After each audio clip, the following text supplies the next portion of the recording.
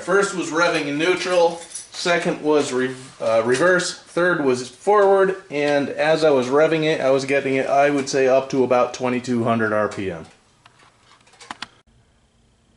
Oh, after comparing how much the engine in this car torques compared to my neighbor's car, I decided next step to try to fix the steering and the steering jerk is to replace all the motor mounts and the transmission mount.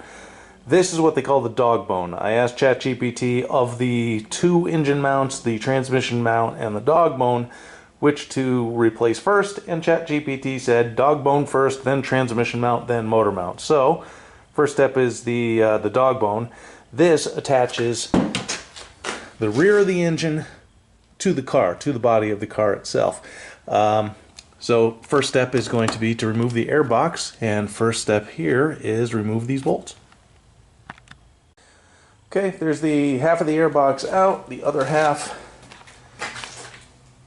is still in here so far. That was obviously, not obviously, that was just a 10 millimeter. This is just a cheap plastic compression fitting. You just pull the air box off of that. The Dogbone, behind and under the air box, it's this piece right here. I could probably finagle and get around and not remove the other half of the air box, but it's easy enough to remove. Just a pipe hose clamp here, a wire connector here, ought to pop right out. So I'm just going to get that out of my way.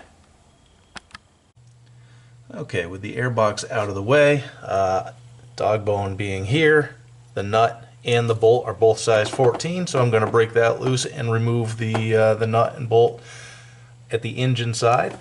And I'm sure on the video you can't see as well, but the body side of it is just up in there. I'll be able to snake some wrenches in there and loosen that up as well.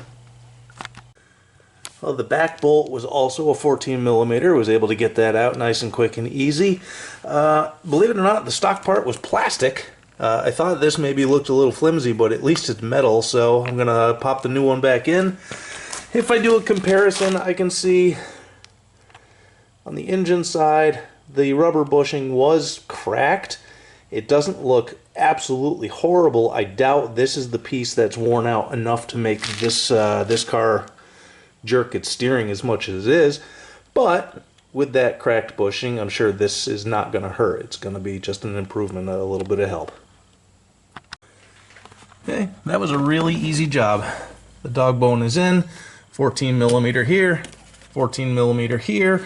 ChatGPT told me that to torque it to 35 foot-pounds of torque, I would recommend you check your sources to get the proper foot-poundage, the proper torque, but I do have a torque wrench and torqued it to what I believe are the specs. Now I'm going to put the air box back in and really go do the more important mounts, the transmission mount and the motor mounts.